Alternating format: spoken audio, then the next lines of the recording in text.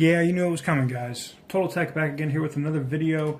And today we're going to talk a little bit about the BlackBerry Classic.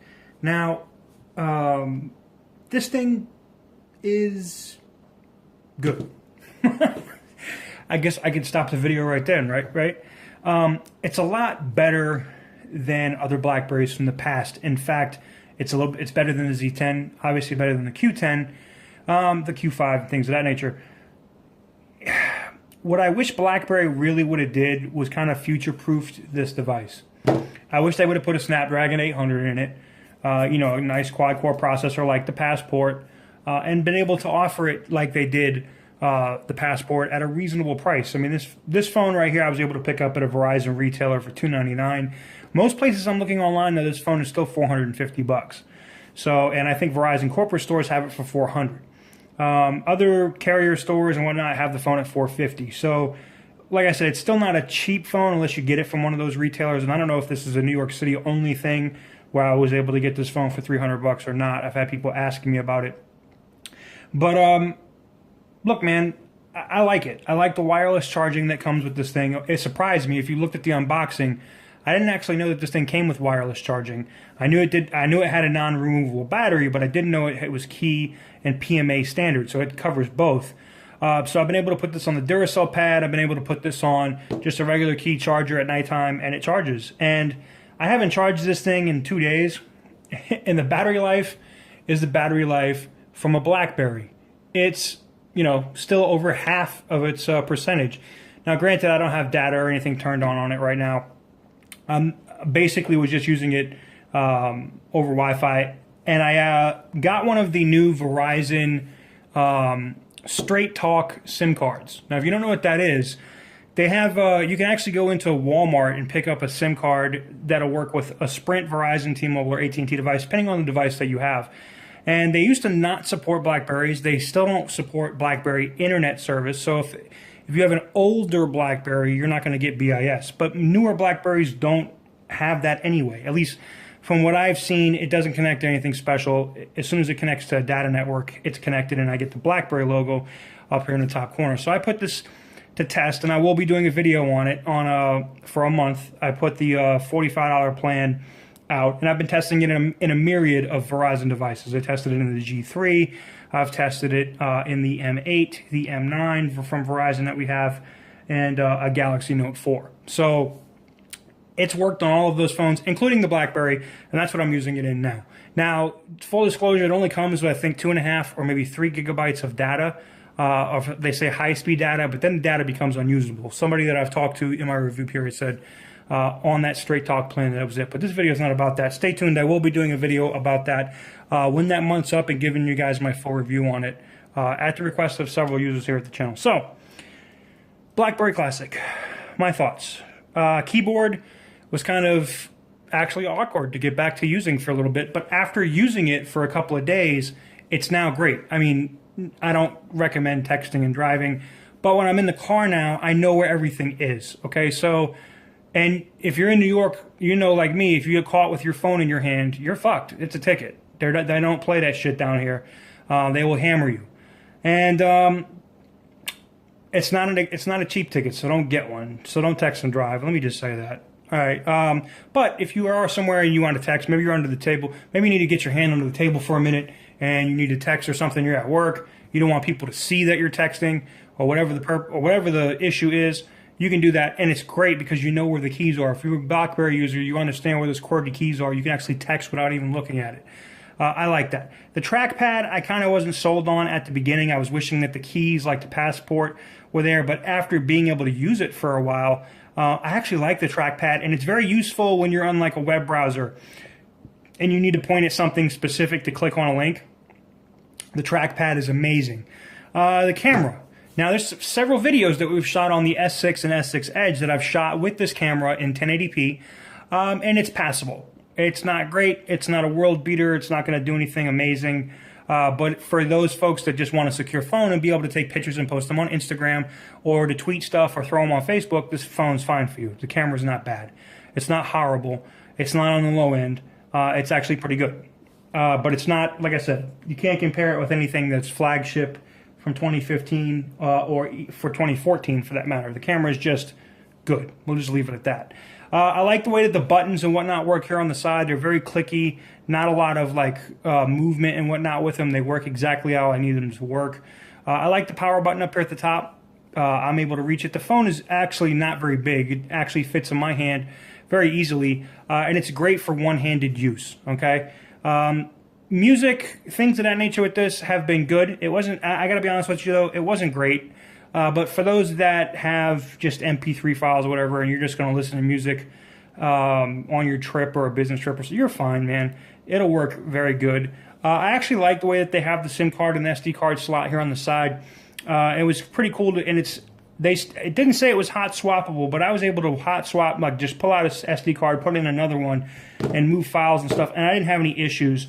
It worked exactly like I needed it to work, and this is going to be a device that I'm going to keep in my rotation. This will be a device, like you guys know I'm going to Europe here, I will use when I take my trip to be able to connect to multiple networks. Now, the Verizon variant itself may not have all the same bands that some of the other ones do. I'll have to check the specs. I have to be honest with you, I haven't even looked at it.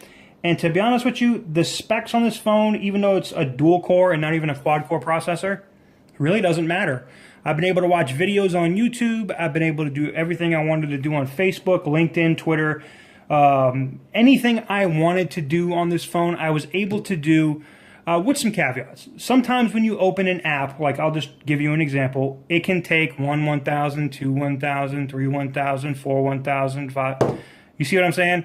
It can take a little bit to for it to populate. Now this is a Google app, and I guess I got to re-sign in or whatever. My password updates every 7 days, so I have to change those again. Anyways, so overall, the phone is not, I'm not going to say it's great. It's not bad. And for those who are BlackBerry fans, if you're like me and you're like, you'll buy anything BlackBerry because you just love it, it's, you know, one of your first smartphones or a smartphone that got you laid on the regular. Because if you, I know people are going to say, what? Back in the day, man, if you walked into a bar or a club and you had that BlackBerry two-way pager, you was going home with somebody that night. Guaranteed. If I walked in with that BlackBerry 7250, I think is what it was, or 7520, I think it was 7520 maybe, and you walked in with chirp chirp, it was the Nextel one, man, you was going home with somebody that night. And I'm a fan, not to say that, you know, I'm just like BlackBerry because it got me laid. I like BlackBerry because it was awesome. It was like a status symbol. And for those of you guys that have been around, I feel like it's the same for folks who like WebOS and Palm. You know, when you see WebOS stuff, you get all, ooh, and I'm the same way with BlackBerry, right? I like it. It's not going to be something I can use every day. I do like it for text messaging purpose, like I said. I do like being able to click links. I like being able to use it for what BlackBerry was intended for, email and secure communications. And that's what this device is for. If you have a business, if you have, you know, stuff that you want encrypted on your phone, you don't want to worry about somebody taking something, or, you want to be able to send something. It doesn't matter what phone you have nowadays, even if you have that stupid black phone.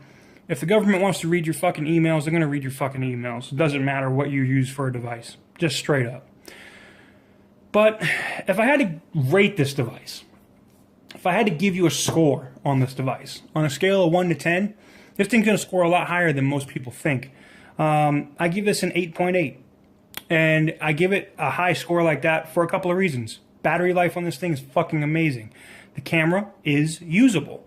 Text messaging, keyboard, signal quality has been amazing. This video is being shot with the Galaxy S6 today, and I can tell you, there's been areas with having T-Mobile SIM cards in both, and yes, I do know this is a Verizon phone, but it does work on T-Mobile. Having T-Mobile SIM cards in both of my devices, and there's multiple times I can get to different parts or be in a different building in the city and have no service on T-Mobile, especially in the elevator, but the BlackBerry has 2 bars. So yeah, it's a power phone. It's a business phone, man. This is for, you know, like some of the new BlackBerries that are coming out. This is for a young business person that needs it. You know, it's a secondary phone, man. It's like, it's not my primary. This would not be my primary phone anymore. But I could see myself using this to answer all my emails put all my corporate email, put all of my email for, YouTube, and, put my Twitter, whatnot, everything right on here and answer that stuff on this phone. I can see myself doing that. It's very easy. It's very intuitive, and I really like the device. So you guys were asking me to review it. There you go. I hope I was able to help you in any of your decisions. Is it worth $450 at a retailer? Not in my opinion. If you're able to get it for less, $400 or say $300 at different Verizon locations or online or through another carrier, then yes, it's worth it. But it's not future-proofed, and unfortunately for those folks that bought this phone, even for you guys that are BlackBerry users, this thing may go the way of the playbook and actually fall out of favor with BlackBerry much quicker than, say, a Passport or whatever the new devices are that are going to come out from BlackBerry, because of the chipset and its inability to probably support future updates and software, unfortunately. So there's my opinion for you there. If I had to pick between the Passport and the Classic, if you don't mind the size, I have to say BlackBerry Passport. If size and one-handed usability is important, then I have to say BlackBerry Classic. But just know that this thing has tech as far as its chipset from almost 3 years ago. So you have to be really careful. If you're planning on buying a device and keeping it for a long period of time, this isn't going to work for you. So there you have it, guys. Let me know what you guys think in the comment section down below. I hope I covered everything that you guys wanted to know about the BlackBerry Classic. And if there's anything specifically that I haven't covered, let me know, and I'll happily answer those questions for you over on Twitter. Till next time, guys, thank you very much for watching, and I'll see you in the next one.